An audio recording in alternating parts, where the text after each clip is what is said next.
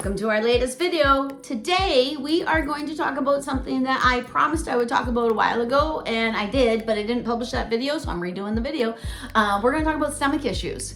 Okay, so I'll start with, in 2016, I found a massive cyst in my uterus.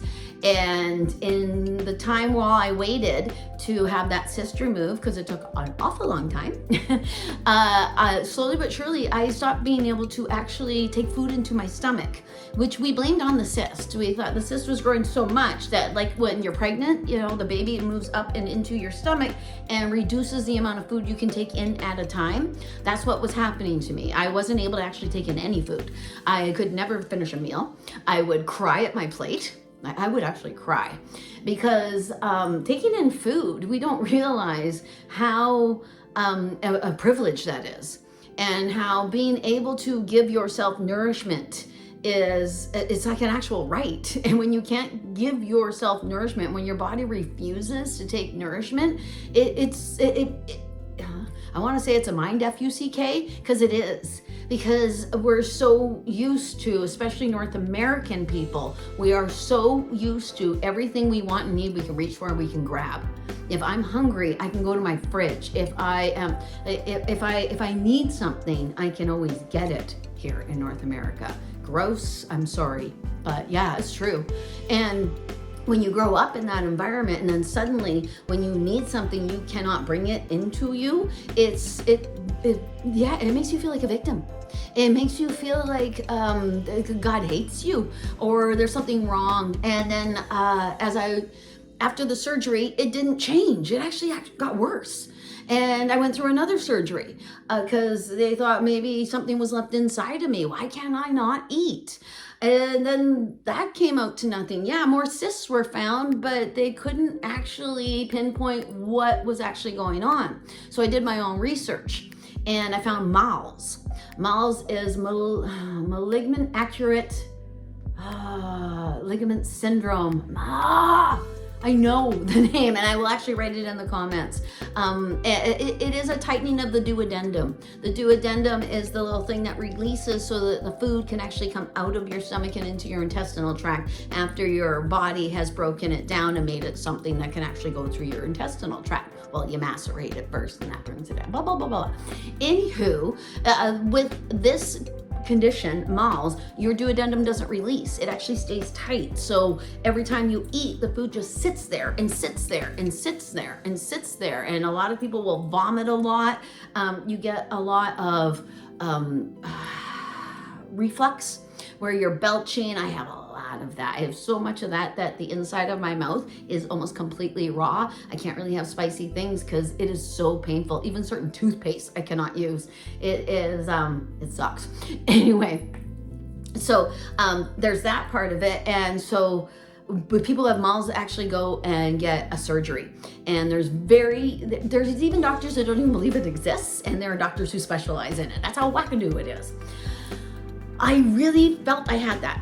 And I probably kind of do to a certain extent, because the test for MALS, you must be standing up. It is one of those tests where they put the dye inside of you. It's a CT scan. And to convince your doctor to have that done for you when they're not quite sure, and it costs a lot of money, blah, blah, blah, blah, blah. Yeah, so I've been living with this for 10 years now. It has been a decade. Now, in that time, I have figured out a way to completely and absolutely be on top of it. And I do believe I am completely and absolutely on top of it. I really do. I figured out the foods that actually cause me pain. Bread, pasta, processed foods, cabbage. Cabbage is, yeah, I know, because it's so gaseous, I think. And there's just no room for gas here. So I'm a vegetarian. I've been a vegetarian since I was 11 years old. I'm a lacto-ovo vegetarian, which means I drink milk and I eat eggs. So I'm lacto-ovo. I became a vegetarian at 11 years old, and I am 54 years old now. So when I became a vegetarian, there weren't no tofu in the grocery store. There was no alternatives whatsoever. People did not know how to do anything with a vegetarian diet. So I've learned it all myself, and I used to eat a lot of pasta. I can't eat that now. So I can't eat everything that I cannot eat. I have found when I did eat it, the blinding pain. the blinding pain would completely and absolutely take over my entire existence. And if you've had blinding pain, and I say blinding because it's almost like you can't see. You can see, but you can't. It's like the pain is so bad. If you've been in labor, you know pain. It's kind of like early labor, like with the anaconda feeling, the boa constrictor. That's it, where you feel like your whole intestinal tract is being tightened up by some other mean centrifugal force. Anywho, I found cannabis. Yep, cannabis. Smoking cannabis releases the duodenum when you have what I have. That is so funny that I coughed. That's funny. I coughed because I have trouble telling people I smoke cannabis for my stomach, because I'm 54 and there's a lot of stigma when it comes to cannabis. When I tell people I do not drink alcohol, I cannot drink alcohol, I won't drink alcohol, I actually think alcohol is pretty evil. Actually, sorry, I do. Like, nobody ever beat their wife to death because they were on cannabis. They beat their wife to death because they were on alcohol, or they beat their wife to death because they were a piece. I'm gonna have to cut that part out. Anywho, okay, so I found cannabis. Cannabis helps. Cannabis is incredibly helpful. After I eat almost every meal, I have to have some cannabis if I want to be comfortable. The truth. Or I just have to eat to the point where I go, okie dokie, I can kind of feel it, so I'm gonna stop. And that can be that much food, like the tiniest amount of food. My body can get away with the tiniest amount of food now. Another thing I do is smoothies. This is my lunch. I have 2 eggs in the morning. I have this during my readings, and by the time it's about 3:30, 4 o'clock, I can usually eat some food, maybe. And if I eat food at 3 to 4 o'clock, I'm not gonna be able to put dinner in. Yeah. Anywho, so I have to be careful what I eat, because what I eat needs to make me feel strong, needs to make me feel energized. The energy, I have to admit, I have to go to my doctor once a month and get shot with a B12, because you create B12 when you digest, and when you don't digest very much, you're not creating B12, and you get B12 a lot from meat, and I'm not doing that. Just not gonna do that, just not gonna happen. So, these are the little things that I do. What I have found is that if you pay attention to your body, if you give your body time, if you pay attention, if you don't try to force your body and try to work with your body, you can get through things like this. And I have been living with this for a decade. I have a kind of feeling that I might be living with this till I die, but I'm not quite sure. Who knows? Maybe it'll just suddenly change. No, it's not gonna change. Anyway, or maybe I didn't know this was gonna happen. So, okay, I think it's a purification. I really do. I think it's a purification of my body. These smoothies contain flaxseed, chia seed, black chia seed, white chia seed, turmeric, eggshell. Yeah, eggshell. A little bit of yogurt, strawberries, bananas, raspberries from the garden, loganberries from the garden, all the berries from the garden. That's what I consume, and it keeps me awake. I actually think it's making me more psychic. I honestly think not having to digest so much all the time helps my brain to function in a different kind of way. The fact that I can only bring in so much nutrients, so therefore I have to be very picky and choosy about the nutrients that I put in my body, that has made my body respond in a completely different way. I actually even think it's made my third eye stronger, believe it or not.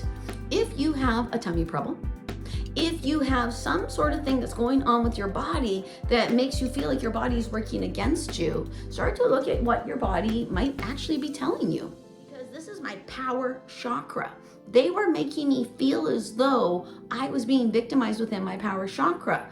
And I moved into that idea. I would cry. I would try to stuff as much food in as I could and then go through the blinding pain of digestion. Now I eat when my body says stop eating. I stop.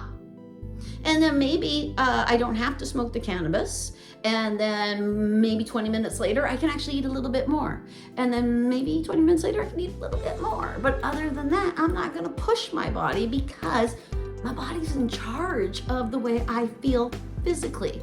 So I have to honor her. And I have to figure out why she might be doing this to me. Why is this happening? I'm not being victimized. This isn't a bad thing. I also have a collapsing lumbar spine and osteoarthritis, so I'm growing little bones out of my back. I think that's all part of it.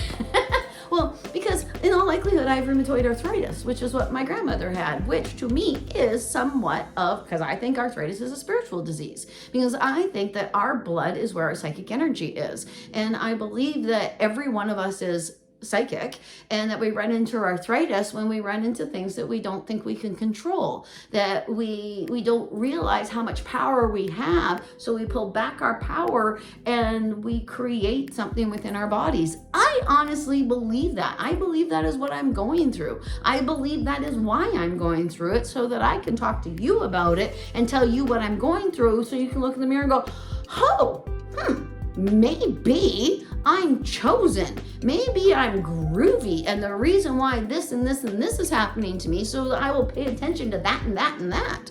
And maybe that is part of why I came here. Maybe we're not supposed to be completely comfortable all the time. Maybe we're not supposed to have all that we want all the time. Overconsumption is killing us. So look into what actually causes you difficulties if you have stomach difficulties. Look into how your body is responding to things, and then respond to your body in kind. It's the only one you have, and it actually loves you. It is trying to talk to you. Listen. That's just my opinion. And I was asked to tell people what I do to deal with my stomach, and how I believe I'm on top of it. I believe I'm doing really good. I hope this video helped. I hope, please comment below and let me know if, no, I want to hear more about this. No, can you please be more specific with this? Or no, Bobbi, you're insane. Something like that. Let me know, because I honestly think that this autoimmune-like struggle is something countless people are going through. I honestly believe that this is part of our evolution as a human race, because we are in the middle of an evolution. We are in a time where we either have to, or that, yeah. If you need to reach me, I can be reached at Bobbi Rowntree, bornmedium.ca. That is my website. It takes you to everything. I hope you have a marvelous day, and I hope whatever you eat today actually agrees with you. Namaste.